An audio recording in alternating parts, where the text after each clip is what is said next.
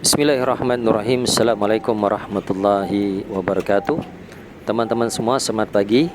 Sekarang kami berada di Jalan Utama Pajajaran, tepatnya di Kota Bogor, di mana di jalan yang sedang kami lalui ini, di samping kanan kami adalah Kebun Raya Bogor yang terkenal itu, dan di depan di samping kiri kami ini adalah kampus IPB, Institut Pertanian Bogor, yang menghasilkan para pemimpin, para peneliti yang terkemuka di Indonesia ini. Dan terus di jalan ini kita akan bertemu dengan Tugu Kujang yang baru saja kita lewatkan. Kemudian terus di jalan ini adalah di sebelah kirinya ada Mall Botani, ya. Kemudian ada gedung alumni IPB. Kemudian di sebelah kanan kami ini ada rumah makan Simpang Raya yang legend itu.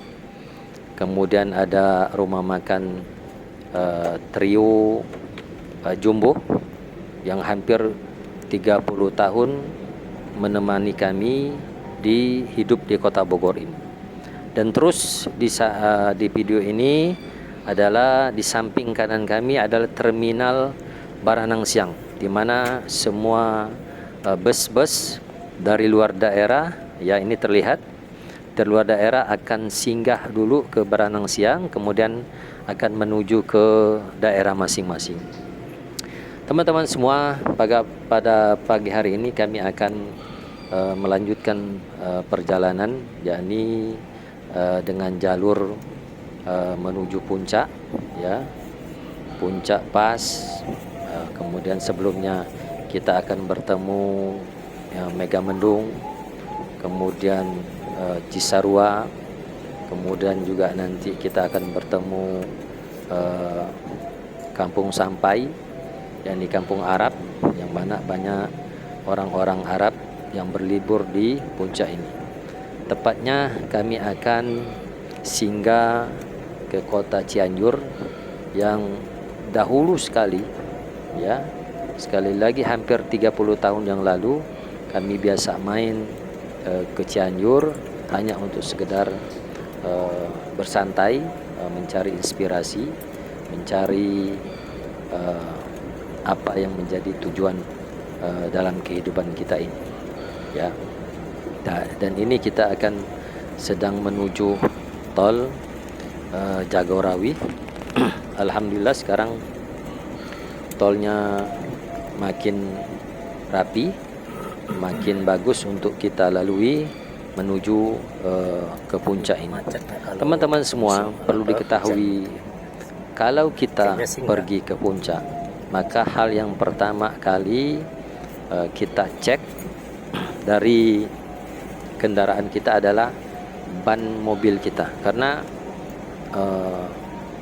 lalu lintas di puncak ini menuntut ban mobil kita ini dalam kondisi prima. Jadi dicek tekanan anginnya, kemudian mesin-mesinnya, karena pernah suatu hari, ya, saya pernah lewat di puncak ini, tahu-tahu mobilnya mogok. Kebetulan kami lagi mencoba mobil second, dan alhamdulillah ternyata mogok di jalan, tepatnya di depan hotel Cibulan atau Surga Dirga.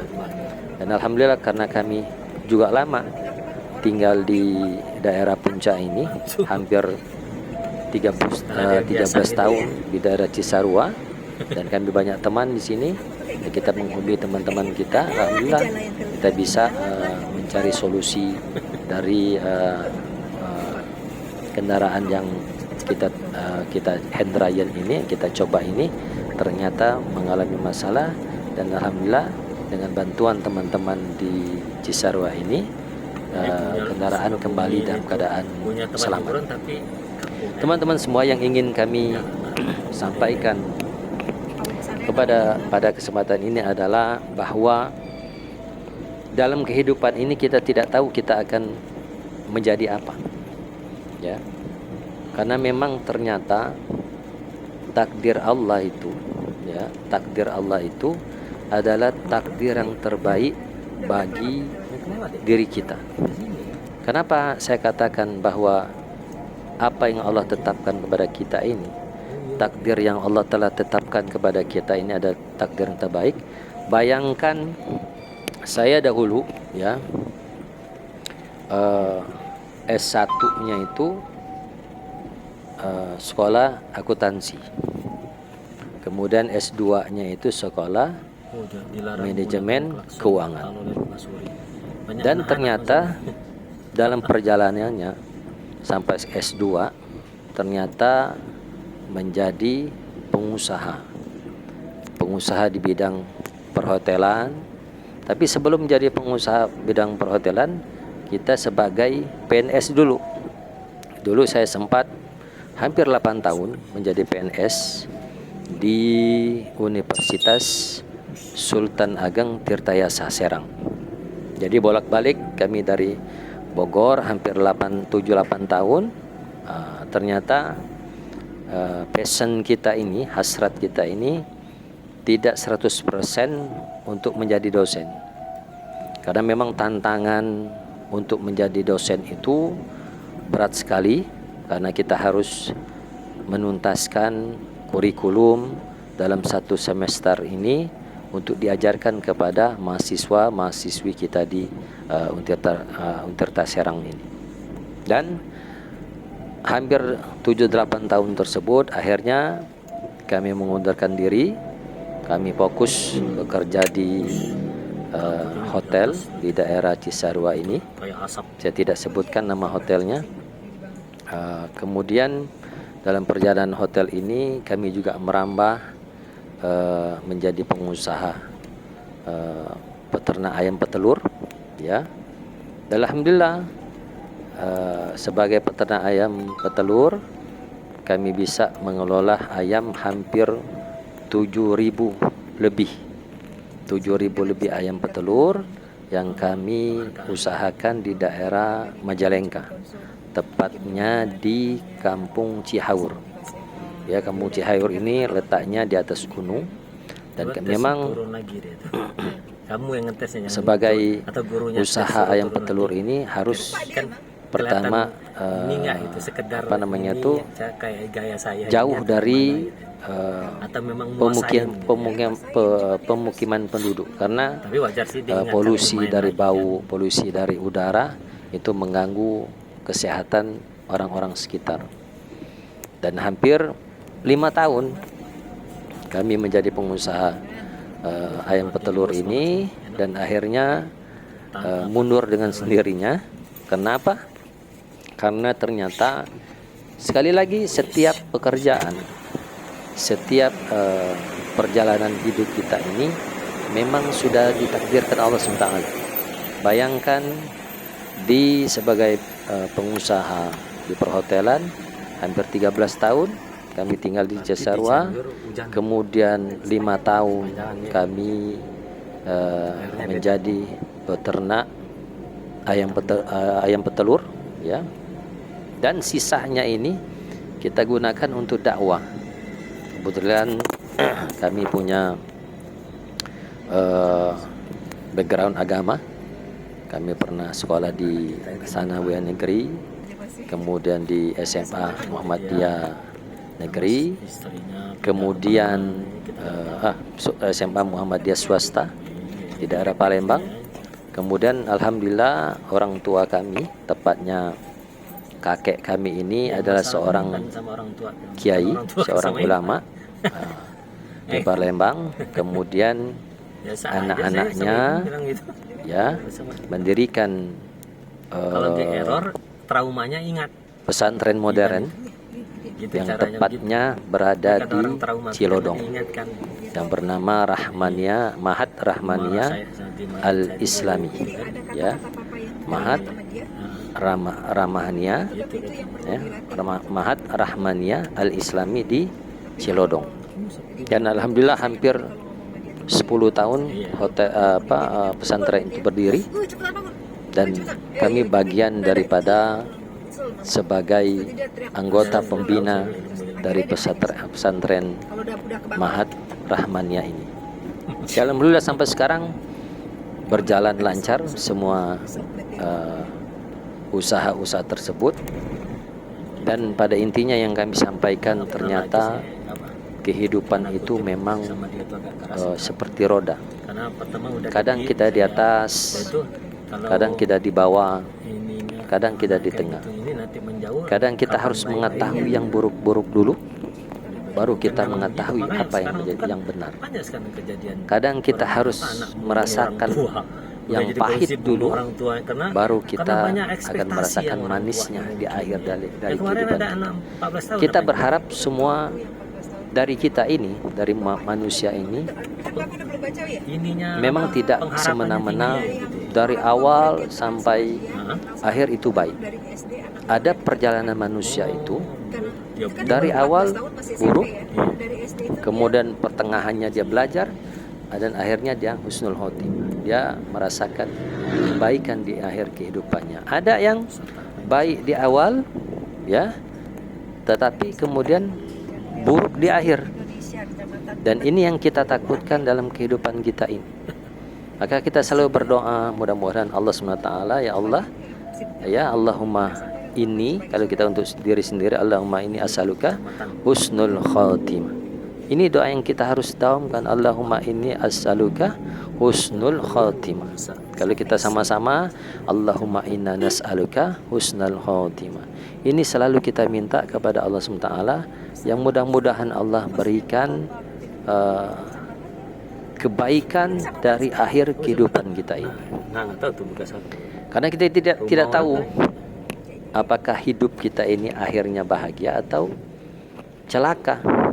Kan memang ditetapkan oleh Allah SWT itu seperti itu. Jadi kita hanya bisa berikhtiar. Semua akhir kehidupan ini kita serahkan kepada Allah SWT. Teman-teman semua, dari perjalanan yang jungkir balik ini, alhamdulillah kami sekarang sudah berada pada posisi kenikmatan yang luar biasa yang Allah berikan kepada kami. Maka dari itu kami ingin memberikan sedikit rasa kebahagiaan ini melalui YouTube kami ini, yakni Kang Idan Channel, ya. Kang Idan Channel ini adalah YouTube dakwah kami kepada teman-teman seluruh Indonesia, dan mungkin juga bisa merambah ke luar negeri, yang mudah-mudahan bermanfaat bagi kehidupan akhirat kami, bagi kehidupan akhirat keluarga kami. Amin ya Allah Rabbal Alamin. YouTube Kang Idan Channel ini kami buat adalah untuk pertama, untuk dakwah kami kepada kebaikan, ya, untuk dakwah kami kepada kebaikan, yang mudah-mudahan dengan teman-teman yang menonton YouTube ini, karena fokus kami adalah mengaji, ya, mengaji Al-Quran di YouTube Kang Idan Channel ini. Maka ini ada tempat belajar bagi kami, bagi teman-teman yang mendengarkan 30 juz di YouTube Kang Idan Channel ini. Lebih kurang kalau ada kesalahan, kemudian kalau ada sesuatu yang tidak pas makhrajul hurufnya, tajwidnya, dan ini memang tempatnya kita belajar, ya, tempatnya kita belajar, dan bukan tempat kita menyalah-nyalakan orang lain, ya, dalam hal mengaji ini. Dan tempat juga di dalam YouTube Kang Idan Channel ini adalah tempat kami menyalurkan hasrat politik kami, ya, terhadap perkembangan yang ada di negeri kita ini. Dan kita sangat miris, banyak terjadi di Indonesia ini, baik itu pengajian, baik itu ulah-ulah pemimpin dari pesantren, apalagi dari aparat-aparatnya, banyak membuat kami merasakan miris terhadap SDM yang ada di Indonesia ini. Dan kita tahu semua bagaimana juga kan? SDM, bagaimana aparat-aparat, bagaimana kebijakan-kebijakan yang teken pemerintah atau yang dijadikan peraturan pemerintah ini menjadi bertolak belakang apa yang kita lihat, apa yang kita rasakan di lapangan. Ini contoh kritik saya pribadi kepada pemerintah, terutama ketika pemerintah zaman Jokowi, Presiden Jokowi dahulu, bahwa ketika ini sebenarnya bentuk keprihatinan kita terhadap yang ada terjadi di masyarakat. Contoh dulu pemerintahan Jokowi itu menerapkan bahwa tidak ada lagi pungli, tidak ada lagi uang-uang yang harus kita bayar selain uang yang resmi ketika kita mengurus SIM, ketika kita mengurus STNK, perpanjangan STNK, mutasi dan lain sebagainya. Tetapi pada kenyataannya, karena kami biasa di lapangan, orang lapangan tahu bagaimana di lapangan ini terjadi. Dan peraturan tersebut dari pemerintah Jokowi hanya sebentar saja kejadiannya, paling sekitar 3-4 bulan mereka tidak berani untuk meminta uang. Ya, ini khusus untuk Samsat ini, bukan yang lain-lain kita belakangan. Untuk khusus Samsat tidak berani mereka minta uang. Tapi setelah itu sampai detik ini saya ngomong ini terjadi makin marak bagaimana orang mengurus SIM, bagaimana orang mengurus STNK itu di lapangan parkir itu sudah mulai diminta-minta, ya, mulai dari gesek rangka motor atau rangka mobil itu semuanya ada uangnya, ya. Padahal semuanya itu gratis kalau kita mau lebih detail lagi untuk menuturkan kritik kita ini. Dan sebenarnya pemerintah, terutama pejabat-pejabat yang menduduki pintu-pintu kekuasaan itu tahu kondisi masyarakat di bawah ini. Dan yang saya miris, apakah mereka tidak merasakan, apakah mereka tidak merasa malu, kemudian tidak merasa berdosa dengan kebijakan yang di bawah ini. Contohnya Samsat, contohnya pengurusan IMB, ya. Kenapa saya bicara seperti ini? Karena ini yang kami rasakan, yang kami alami. Ya, teman-teman semua, ketika pemerintahan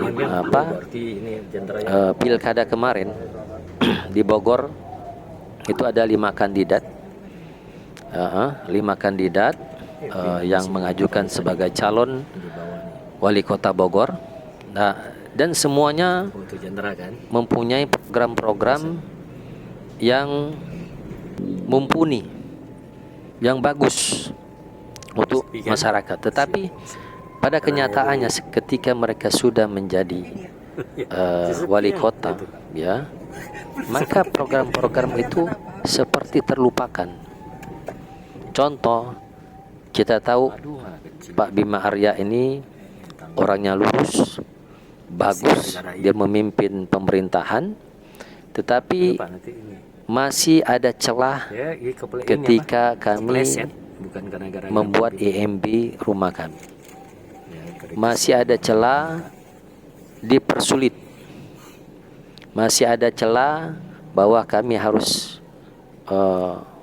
mengeluarkan uang yang berlebih daripada yang menjadi syarat utama untuk meminta izin IMB ini. Dan teman-teman kami banyak di komplek ini yang bahkan rumahnya tidak mempunyai IMB. Ya, perlu dicatat ini. Teman-teman kami banyak yang tidak mempunyai IMB karena diminta ketika mereka mengurus EMB itu banyak sekali persyaratan yang sebenarnya persyaratan itu sudah mencukupi semua, tapi masih ada saja celah-celah yang membuat teman-teman itu capek untuk mengurus EMB, sehingga berdirilah rumah tanpa EMB. Dan kami pun sama. Kami pun sama ketika kami mendirikan EMB, mendapatkan ini masukan sebenarnya untuk Wali Kota Bogor yang sekarang, dan sudah saya DM Pak Dedi dan Pak Jenalnya ketika mereka belum menjabat Wali Kota Bogor, dan saya selalu tag apa yang menjadi pekerjaan utama di Kota Bogor ini. Sayang sekali kalau semua program-program yang indah itu, yang bagus itu, ternyata eksekusi di lapangan itu membutuhkan biaya yang tidak sedikit. Kami mengajukan, perlu dicatat ini, kami mengajukan EMB surat untuk PBB rumah itu perlu 7 kali bolak-balik ke Bapenda Bogor. Bayangkan 7 kali bolak-balik untuk membuat PBB rumah kami, yang akhirnya karena 7 kali, bayangkan 7 kali kita harus bolak-balik ke Bapenda hanya untuk mengurus hal-hal yang kecil ini, ya, yang akhirnya kita terpaksa menunda dulu pembayaran PBB. Karena apa? Kita sesungguhnya mau mengeluarkan uang untuk bayar untuk memajukan Kota Bogor ini. Ternyata ketika kita mau bayar banyak sekali kekurangan, banyak sekali birokrasi yang membuat kita tanda kutip kesal, ya, terhadap orang-orang yang di depan Bapenda itu, ya, sampai ketika mau terbit SK itu kita sudah siap bayar, ternyata belum ditandatangani oleh pejabat yang berwenang. Itu kan membuat sesuatu yang membuat kita kesal. Kita kan punya pekerjaan, ya, kita kan punya pekerjaan yang harus kita perhatikan. Kita punya pekerjaan yang lain yang harus kita butuh pengawasan.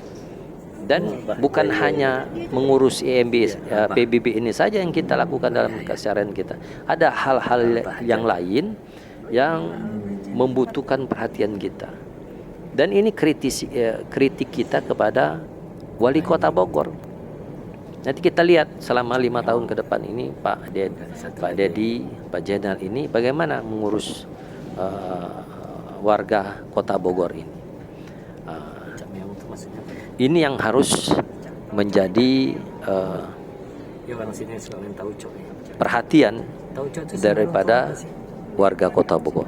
Teman-teman, itulah salah satu dari banyaknya permasalahan yang kami rasakan sebagai warga Kota Bogor. Dan sekarang kembali lagi kita sekarang berada di Kota Cianjur. Kota Cianjur ini kota yang kecil, kemudian kota yang enak sepertinya untuk kita tinggali. Dan ini teman-teman, rumah makan Nana yang legend itu hampir 30 tahun yang dulu ketika jalan masih jelek untuk menuju ke sini, kami pernah makan di sini, ya, ketika kami jomblo masih bujang. Dan sekarang kami kembali untuk makan di Kota Cianjur ini. Teman-teman semua, di Cianjur ini sesungguhnya masih banyak sekali kans atau opportunity yang bisa kita kembangkan di Kota Cianjur ini. Dan ini merupakan suatu golden opportunity atau kesempatan yang emas untuk kita berinvestasi di Kota Cianjur ini. Dan sekarang kami berada di ikan bakar Cianjur, karena rumah makan Nana itu kita sudah tahu menu-menunya, kita sudah pernah merasakan masakannya. Sekarang kita coba di rumah makan Cianjur ini bagaimana ikan bakarnya, bagaimana makanan-makanan yang lainnya. Tetapi pada dasarnya yang kami juga ingin sampaikan kepada teman-teman pengusaha